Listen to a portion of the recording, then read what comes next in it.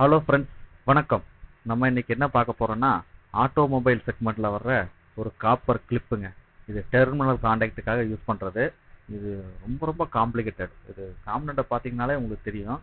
W ஷேப்ல ஒரு bend, தென் அதில் ஒரு ரெண்டு பிஞ்சு, ரெண்டு எட்ஜ்லையுமே வந்து ஒரு குப்பா மாதிரி, ஐ மீன் அது கான்டாக்ட் பண்ணுற ஏரியா, ஆப்போசிட் பார்ட் கான்டாக்ட் பண்ணுற ஏரியா, அது ஒரு குப்பா மாதிரி ஒரு ப்ரொவிஷன் வேணும்.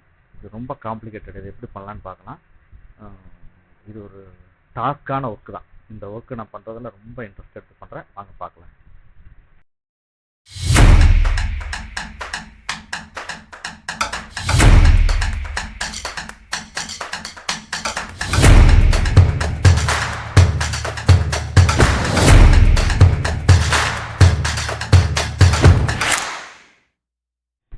இது இந்த காம்பனண்டோட ஆட்டோகேட் டிராயிங்க.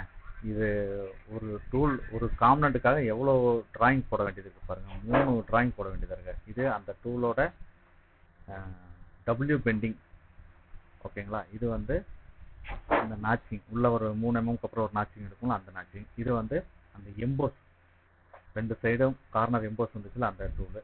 இது வந்து இந்த டபிள்யூக்குள்ள வர்ற ஒரு நாச்சிங் டூல். இந்த இது மொத்தம் எவ்வளோ டூல் பண்ண வேண்டியது இருக்கா ஒரு சின்ன வேலைக்காக. ஆனால் இது காம்ப்ளிகேட்டட் தான். இது வந்து அந்த டபிள்யூ அடிக்கிற கைடு பிளேட்டு, அந்த காம்பனண்ட் நகராமல் இருக்கிறதுக்காக போகிற கைடு பிளேட்டு. மொத்தமாக இது ஒரு 4 டூல் இருக்குங்க. இதில் ஆக்சுவலாக 4 டூல் இருந்தங்காட்டிக்கு தான் இந்த காம்பனண்ட்டு ஃபினிஷ் பண்ண முடிஞ்சது. அவ்வளோ பெரிய காம்ப்ளிகேட்டட் ஒர்க்கு. நான் வேலை செய்யும்போது ஈஸியாக பண்ணிக்கலாம், பட் அது கேடெல்லாம் போட்டு சக்ஸஸ் பண்ணிட்டு தான் நம்ம ஃபிசிக்கலாக ஒர்க் பண்ண போகிறோம். இந்த காம்பனண்ட்டுக்கு தேவையான சீட்டு காப்பர் சீட்டுங்க. 0.2 திக்னஸ், ரொம்ப மெலிஸாக இருக்கும். இது வர சைஸ் வந்து 14x48, அதாவது 1220க்கு 355 mm தான் வரும் இந்த சீட்டு. இதை வந்து நம்ம வாங்கிட்டு சிப்பராக கட் பண்ணிக்கிறோம். ஓகேங்களா? கட் பண்ணினதுக்கப்புறம் இப்படி தாங்க இருக்கும். ஏன்னா இது ரொம்ப மெலிஸாக இருக்கிறதால ரொம்ப கம்மியாக இருக்கும் குவான்டிட்டி. இது ப்ரொடக்ஷன் ஸ்டார்ட் பண்ணியாச்சுங்க. இது ரொம்ப ப்ரொடக்ஷன் ஸ்லோவாக இருக்கும். ஏன்னா திக்னஸ் ரொம்ப கம்மி தானே. இது ஆக்சுவலாக ப்ராக்ரெசிவ் டூல் பல்க் ப்ராடக்ட்ஸ்னு அடிக்கிற ஜாப். இதெல்லாம் வந்து நம்மளுக்கு அடிக்கணும்னா காஸ்ட் வைஸ் ரொம்ப ஜாஸ்தி வரும். இது ஆட்டோமேட்டிக் மிஷினில் ப்ராக்ரெசிவ் டூல் போட்டு பல்க் ப்ரொடக்ஷன் அடித்தா தான் இதெல்லாம் ஒர்க் அவுட் ஆகும். இதெல்லாம் நான் சைனா, தாய்வான் இந்த மாதிரிலாம் அடிப்பாங்க. நம்ம டெவலப் பண்ணுறோம். எனிவே நம்ம கஸ்டமர் கேட்குறாங்க, அதுக்காக டெவலப் பண்ணுறோம். அடிச்சு முடிச்சாச்சு பாருங்க. இது நான் சிப்பர் அடிச்சதுக்கப்புறம் இப்படி இருக்கும். ப்ரொடக்ஷன் அடிச்சதுக்கப்புறம் ஃபஸ்ட்டு ஸ்டேஜுங்க இந்த மாதிரி இருக்கும். ஓகேங்களா? நம்ம அடிச்சதுல காம்பனண்ட் இது. அப்படியே நான் கழிச்சது வந்து வேஸ்ட் மெட்டீரியல் ஸ்கிராப். ஓகேங்களா? இந்த மாதிரி இருக்கும். இதுக்கப்புறம் வந்து 2 எட்ஜில் எம்போஸ் அடிக்கணும். தென் பெண்டிங் ப்ளஸ் நாச்சிங் எல்லாம் இன்க்ளூட் ஒரே டூலில் வரும். இது கொஞ்சம் காம்ப்ளிகேட்டடான ஒர்க் தான். 1 by 1 சொல்கிறேன் பாருங்க. இப்போ நம்ம வந்து அந்த 2 சைடு எட்ஜ்லையும் ஆஃப் ரவுண்டு எம்போஸ் ஃபார்ம் பண்ணுறோம். அது எப்படின்னா டெர்மினல் கான்டாக்ட் பண்ணுறதுக்காக ரொம்ப மைன்யூட்டாக இருக்கிறதால இதுக்கு ஒரு ப்ரெஷர் பேட், சின்ன பெண்டு தான், பட் இதுக்கு ஒரு ப்ரெஷர் பேட் போட்டு நம்ம அதை ஒர்க் பண்ணுறோம். அடிக்கிறோம் பாருங்க. ஃபார்ம் பண்ணிட்டு உங்களுக்கு அந்த காம்பனண்ட் எடுத்து காமிக்கிறோம். ரொம்ப மைன்யூட்டான ஒர்க்கு. 2 எட்ஜ்லையும் ஆஃப் ரவுட் எம்போஸ். தெரியுதுங்களா? இந்த ஒர்க்குக்காக இதை பண்ணியிருக்கோம். 2 எட்ஜ்லையும் எம்போஸ் ஃபார்ம் பண்ணதுக்கப்புறம் இப்படி இருக்குங்க. இது ஒரு சின்ன சின்ன ஒர்க்கு தான். ஆனால் டூலு ரொம்ப அதிகமான சென்சிட்டிவாக போட வேண்டியதாக இருக்குது. எப்படின்னா சின்ன வேலைக்கு ரொம்ப அக்யூரேசி மெயின் பண்ண வேண்டியதாக இருக்குது.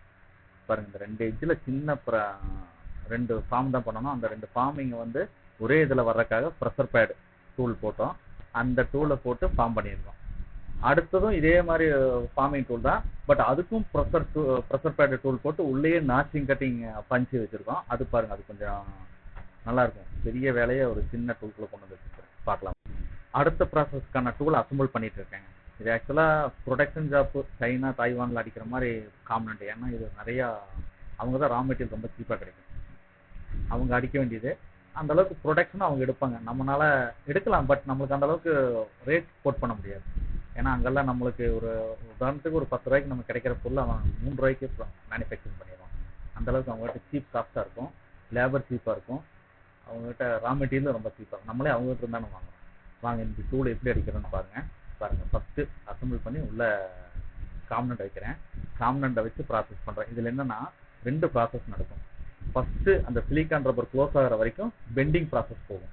க்ளோஸ் ஆனதுக்கப்புறம் ஒரு 3 mm பாருங்க, இதுக்கப்புறம் ஒரு 3 mm உள்ள இறங்கும். அந்த ப்ராசஸ் வந்து நாச்சிங் டூல் உள்ள ஒரு 2 பின்ஸ் மாதிரி நீட்டுது பாருங்க, அதை அமுத்தி கட் பண்ணி உள்ள தூக்கும். 2 ப்ராசஸும் ஒரே டூல்ல நடக்குது. அதனால இது ப்ராசஸ் கொஞ்சம் காம்ப்ளிகேட்டடு. பாருங்க இந்த மாதிரி கட்டிங் டபிள்யூ மாதிரி ஒரு ஃபார்மிங்கு, அப்புறம் 2 பஞ்ச் மேலே தூக்கி இருக்குல்ல, அது ஒரு ப்ராசஸ். இந்த இமேஜில் கிளியரா தெரியுது பாருங்க, 2 பின்ச் மாதிரி மேலே தூக்கி இருக்கும் 3 mm. அதுக்கு தான் ஃபர்ஸ்ட் அந்த பியூ ரப்பர் அமுத்துற வரைக்கும் இந்த டபிள்யூ ஃபார்ம் ஆகும். அதை அமுத்தி அதுக்கப்புறம் இறங்குற பஞ்ச் வந்து அந்த 3 mm பிஞ்சை மேலே தூக்கும், கட் பண்ணி மேலே தூக்கும். அதான் 2வது ஆப்ரேஷன். ஆக்சுவலாக ப்ரொடக்ஷன் முடிஞ்சுதுங்க, அடிச்சு முடிஞ்சுதுங்க. நான் ரொம்ப லேட் ஆச்சு, ஏன்னா சீட்டு திக்னஸ் ரொம்ப கம்மியாக இருக்குது ஒன்று. 2வது காம்பனண்ட்டை கையில் பிடிக்கிறதே தெரிய மாட்டேது. ஒரு பீஸ் வருதா 2 பீஸ் வருதானே நம்மளால செக் பண்ண முடியல. அதெல்லாம் பார்த்து பொறுமையாக அடிக்க வேண்டியதாக இருக்குது. ரொம்ப டிலே ஆச்சு. ஆனால் ஒரு வழியை முடிச்சிட்டோம், ஒர்க்கை முடிச்சிட்டோம். இதை ப்ராப்பராக பண்ணணும்னா ப்ராக்ரெசிவ் டூலை காயில் மாட்டி ஆட்டோ ஃபீடர் செட் பண்ணி அதுவே அடிக்கிற மாதிரி செட் பண்ணால் இது இன்னும் நல்லா சூப்பராக பண்ணலாம்.